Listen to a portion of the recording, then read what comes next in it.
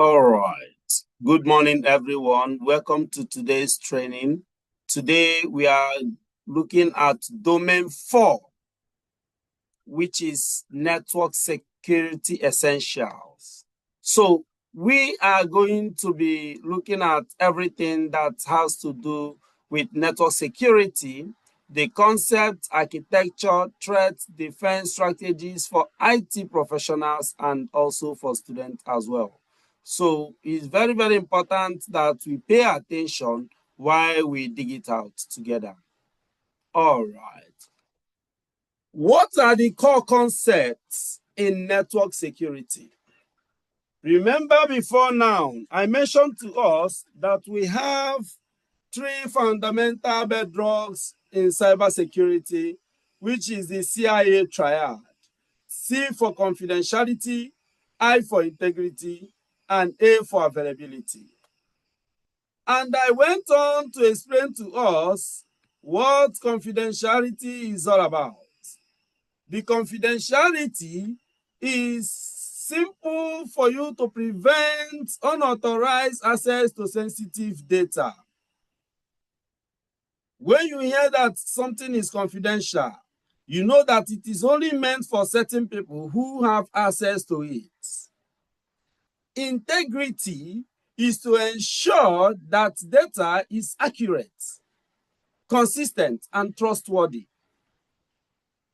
This man has integrity. It means that this man is trustworthy. Integrity can be linking to that. Then availability. Availability is to guarantee that this system is going to be up whenever that is needed. And also, the data can be accessible when needed.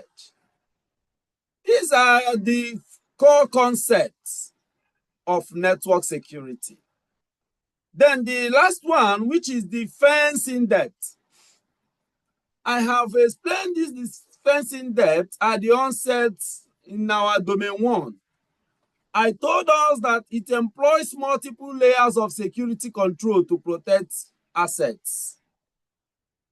For instance, when you combine physical security with endpoint security, with network security, and even include user training, these are defense in depth. It's not only one single form of security that you are using. Are we together? Now, these are the main networking models that you need to know. On your own, you need to go over to study what is OSI layers model, TCP/IP model, and then different types of network types that we have. I will start from the beginning, OSI model. In OSI model, we have 7 layers from physical to application layer. From physical to what? Application layer. There is acronym which I use to explain what OSI model is.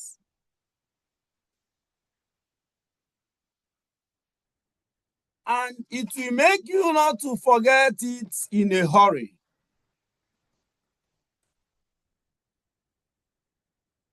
OSI model, what is the meaning of OSI? OSI means open system interconnection, right? It is a conceptual framework that standardizes the function of telecommunication computer system. It puts it into 7 layers. The first layer, which is the physical layer. Second layer, data link layer. Third layer, network layer. Fourth, transport layer. Fifth, detection layer. Sixth, presentation layer. And 7th, application layer. The acronym for you to master this type of layers is, please do not throw sausage pizza away. Please do not throw sausage pizza away. With this acronym, you'll be able to memorize and understand these 7 layers of OSI model. Please means physical layer. Do means data link layer. Not means network layer. Throw means transport layer. Sausage means section layer. Pizza means presentation layer. Away means application layer. And what are the functions of these OSI layers? 1, physical layer. Physical layer is the one that transmits raw bit streams over the physical media. The things you can see, the network cables, the signals, these are the physical layers. Data link layer, which is layer 2. That is where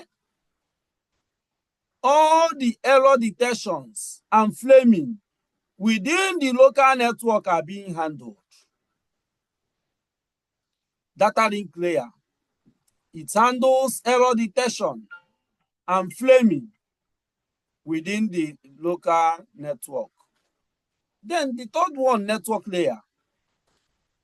When you hear about network, what comes to mind? You begin to think about ISPs, right? MTN network, Airtel network, Glo network, and the rest. But here, it is different. The network layer routes all the data between multiple devices, between different devices, across different networks. And how it does that is that it uses what we call Internet Protocol Addressing, which is IP address. So network layer routes data between devices across different networks. Transport layer. Transport layer ensures reliable data transfer with error checking and flow control. Transport, it ensures reliable data transfer. Then section layer. All the sections, it manages sections and controls all the dialogue between the devices. That's the work of the section layer. Then presentation layer translates data formats into compressed data. It now presents it, while the application layer is those interfaces you now see. The user begins to see them, like the applications, the browsers that you see, the email addresses. So application, it becomes the end product. Now, let's look at the TCP, but before we go on, any question on OSI model?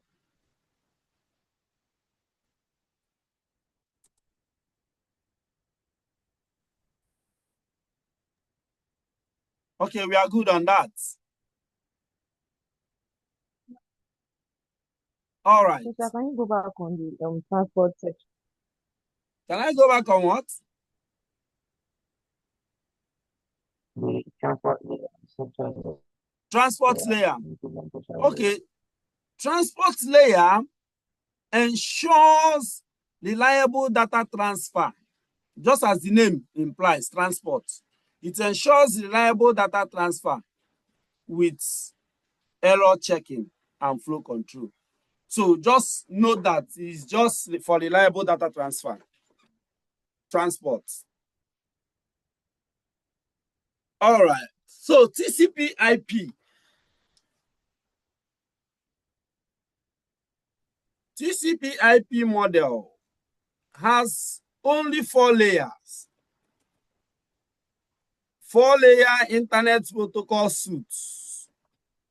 Number 1, application layer. Number 2, transport layer. Number 3, internet layer. And number 4, network access layer. These are TCP IP model. Is not being recently in use. TCP means transmission control protocol and IP means internet protocol. These are the foundational framework on how data is being transmitted over network. So it is mapped into the OSI layer. The TCP/IP model has synergy with the OSI layer. In OSI layer, the application layer is also the same as application layer of TCP/IP. Presentation layer is also the same as application layer in TCP/IP. The session layer in OSI is the same thing as application layer in TCP/IP. So you can see the last three sections of the OSI model is the same as the application layer of the TCP/IP model. Transport layer of OSI is the same as transport layer of TCP. Network layer of OSI is the same thing as internet layer of TCP. Then data link layer is network access, and physical layer is also network access. The first top three in TCP/IP in OSI model is one mapped to application layer of TCP. The last two is mapped to the network access. Then the other two is the same, transport layer, and then network and internet layer. All right, so we will see this in complete notes. I'm also going to send this to us. So we go over to network types.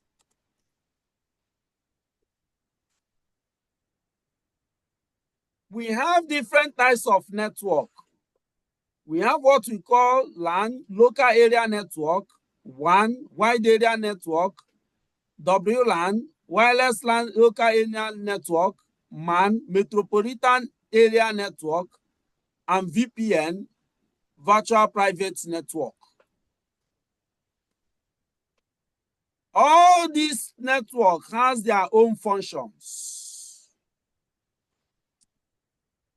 Local area network, which is LAN, that is the one that connects computer within a limited area, like in your house, in your home, in the small office. That is local area network. Are we together?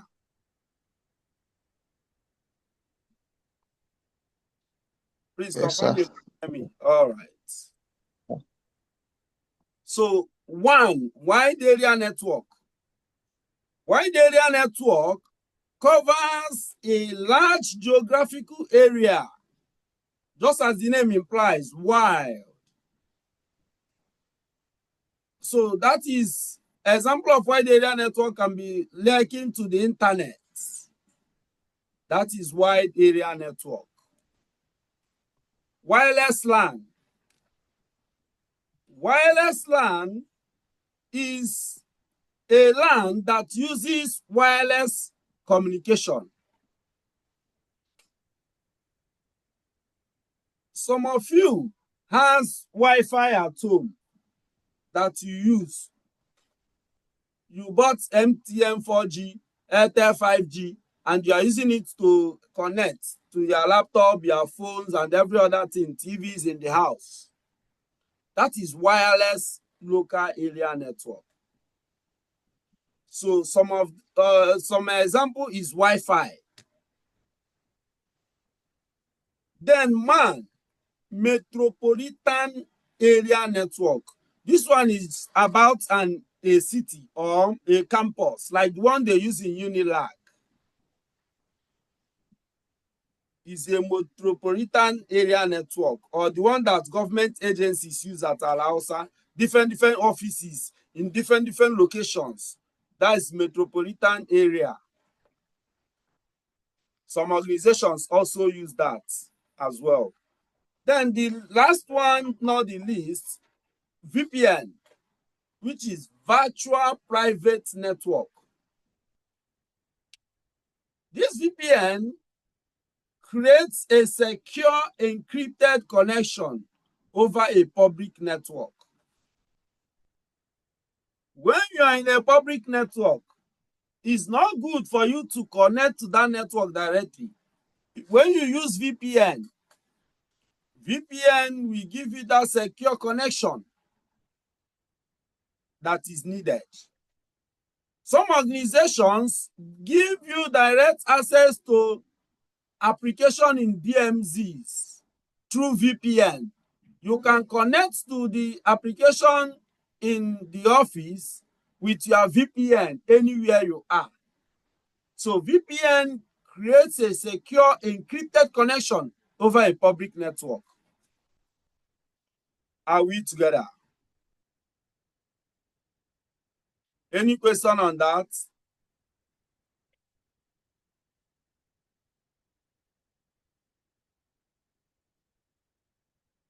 So let us look at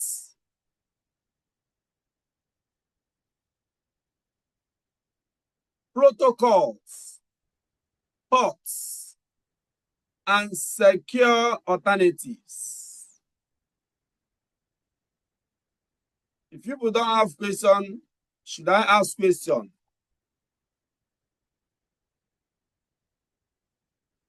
Should I go ahead and ask question?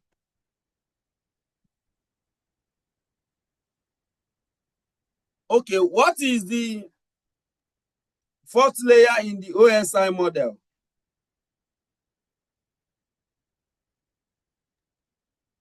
Transport layer. Confirm. Okay, good. All right, you are together.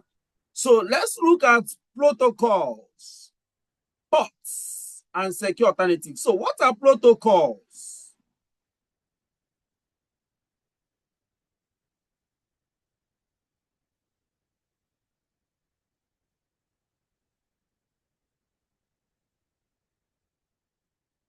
You discover that these protocols are what we use as a set of rules. A network protocol is what sets rules that govern how data is being exchanged. That is protocol. You hear about HTTP, HTTPS, FTP, Telnet, SMTP, POP, IMAP, DNS. All these are protocols. And they are just a set of rules. What are ports? Ports are numbers that we now use to connect to these protocols. Now, for instance, HTTP is associated with port what? 80. And HTTP is not secured. The one that is secure is what? HTTPS, which is in for port 443. FTP is the protocol using port 21, but FTP is not secured. The secured alternative is SFTP, which is Secured File Transfer Protocol. FTP is File Transfer Protocol. And FTP is port 21, while SFTP is port 22. You are going to see this in exam. They will ask you the protocol and the port number. They will ask you to match it. Telnet, they will ask you to match it. Telnet, which is port 23, and the secure alternative is SSH, which is port 22. SMTP, port 25, Simple Mail Transfer Protocol, port 25, and the alternative is Simple Mail Transfer Protocol Secured, which is port 465. DNS, port 53, and the secure alternative for DNS, what is DNS? Domain Name Systems. The secure alternative. Okay. Go ahead. No, I'm not asking any question. Okay. DNS, which is port 53, And the secure alternative is DNSSEC, which is port 443. Notice one thing, that this DNS, the secure alternative, is the same thing as HTTPS, the port number 443 and 443. Are you with me? Yes, sir. Now we go over to common network threat vectors.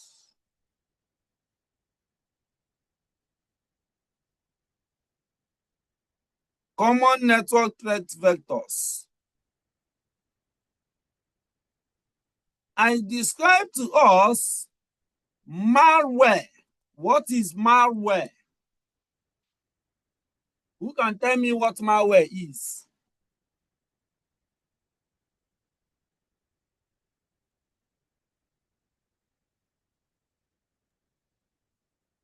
Malware. What is malware? I said that malware are those. Okay, somebody talking. Malware are those softwares that's designed to damage our systems, that are designed to disrupt our activities, that are designed to gain unauthorized access to our data. They are designed to encrypt us. They are designed to take our system to ransom. And the example of these malwares are viruses, worms, trojans, ransomware, spyware.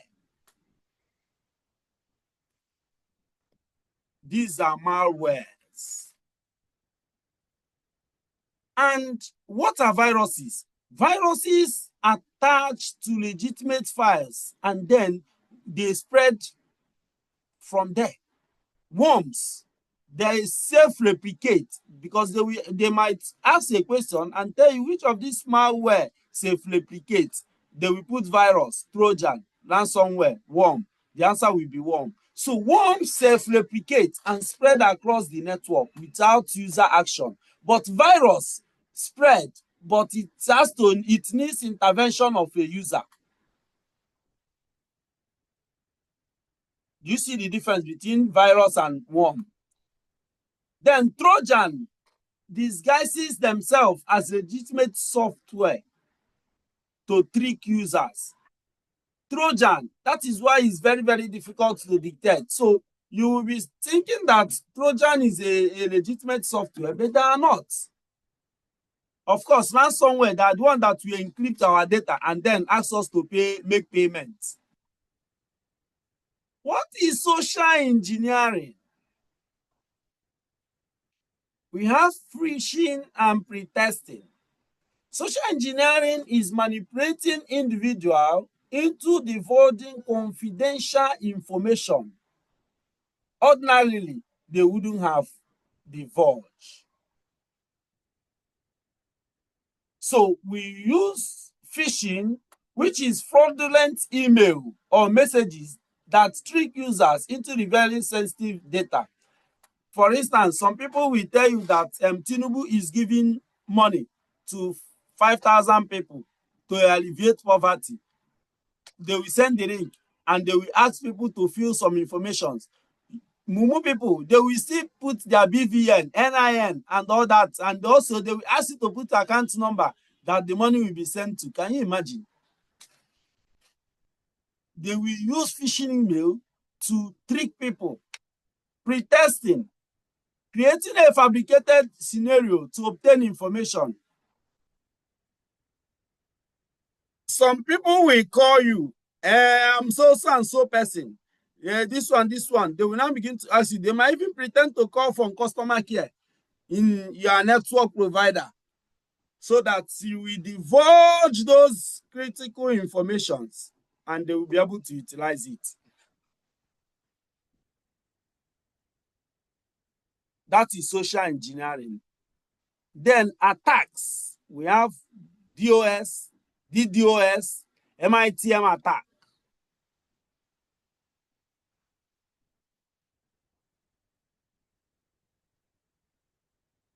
What is DOS attack?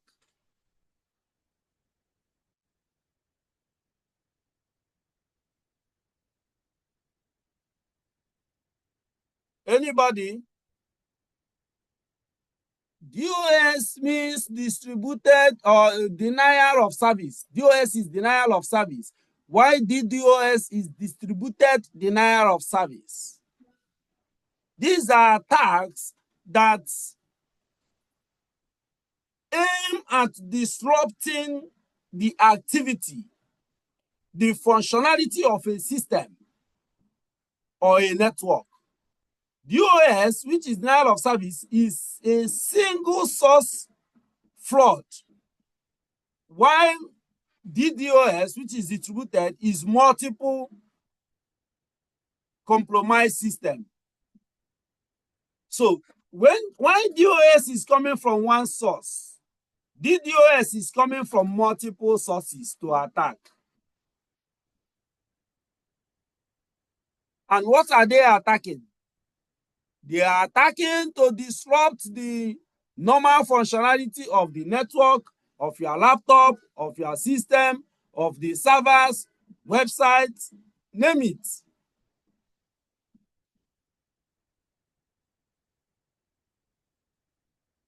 That is DOS and DDoS. Are we together? So what is MITM? MITM is man in the middle. Man in the middle. So there's an attack called man in the middle attack. Of course, just as the name implies, it's a type of cyber attack where an attacker secretly intercepts and possibly alters the communication between two people. So the man in the middle attack will be in the middle. He gets information from the other person from point A. He changes that information, sends to point B. Point B will look at it, respond. The man in the middle attack will look at it, changes it, send back to point A. So he stays there, he sees their conversation, he sees what is happening, and then he can be able to do anything he wants to do. That is man in the middle attack.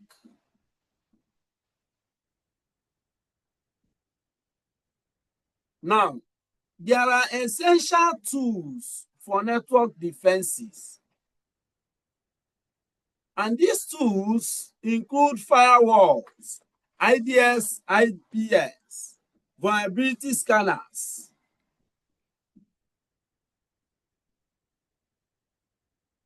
What is IDS and IPS?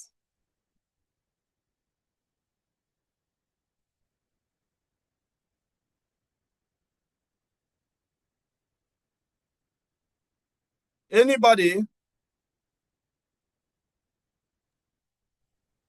Intrusion detection service and intrusion prevention service. Okay, great. All right. So I have explained this before, but before we go over to it, let me just explain to us what firewall is. But I have actually mentioned that. I said that firewall is what we use to create network controls in the network, right? We use it to do access control. We use it to prevent intrusion. We use it to control both outgoing and incoming traffic. It's a security device. It can be software, it can be hardware, right? It monitors all the activities and controls both incoming and outgoing network traffic based on the rules that you set. Okay? So it's like a barrier between trusted internal network and untrusted external network. That is why it filters everything that comes to the network. We have different types of firewalls. Packet filtering firewalls. This one inspects packets and block those that don't match the rule. We have state inspection, stateful inspection firewall. It tracks active connections and makes decisions based on their content. Then we have next generation firewall, the main thing, which includes deep packet inspection, intrusion prevention, and application awareness. That's firewall for you. Now, you hear that some applications will tell you, we have firewalls that you can install. Where is this guy?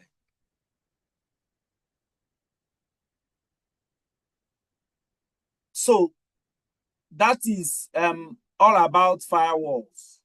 Then the IDP, which is intrusion detection system, and IPS, which is intrusion prevention system.